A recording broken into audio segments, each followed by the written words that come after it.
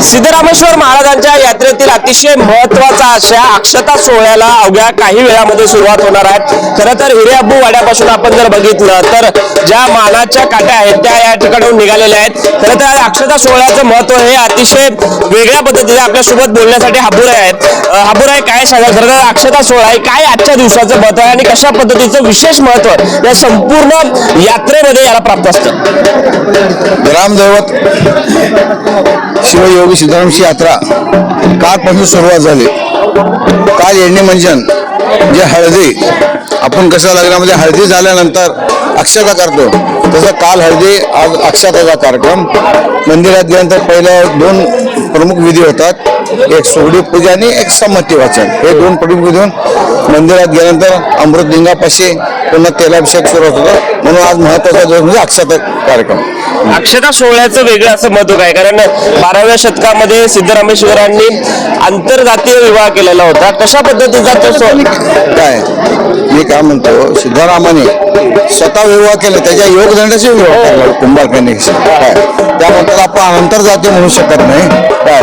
त्याच्या कृपा आशीर्वादाने जे हजारो वर्षापासून त्यांनी जे आखून दिलेलं आहे तेच आम्ही करत आलोय। म्हणजे एकूणच त्यावेळेस समतेचा जो विचार आहे तोच आम्ही करत आलोय, त्याच्यामुळे आम्ही काही बदल केलेला नाही। नक्कीच आपण बघू शकतोय की जे संमती कट्टा आहे त्यावरती सिद्धरामेश्वरांचा जो योगदंड आहे त्याच्या सोबत कुंभारकन्येचा प्रतिकात्मक विवाह सोहळा जो आहे तो संमती कट्ट्यावरती पार पडतो आणि त्यालाच आपण अक्षता सोहळा म्हणून याचा नामोल्लेख जो आहे तो इसवी सन 12व्या शतकापासून आजपर्यंत चालत आलेला आहे। खरं तर 12व्या शतकामध्ये समतेचा संदेश सिद्धरामेश्वरांनी दिला आणि आज तोच वसा आणि वारसा या ठिकाणी जोपासण्याचं काम या सिद्धरामेश्वरांचे समतेचे बाईक या ठिकाणी करत असल्याचं चित्र आपल्याला पाहायला मिळत आहे। त्यावर शेखचा विश्वभूषण लिमय, सातवी न्यूज, सोलापूर।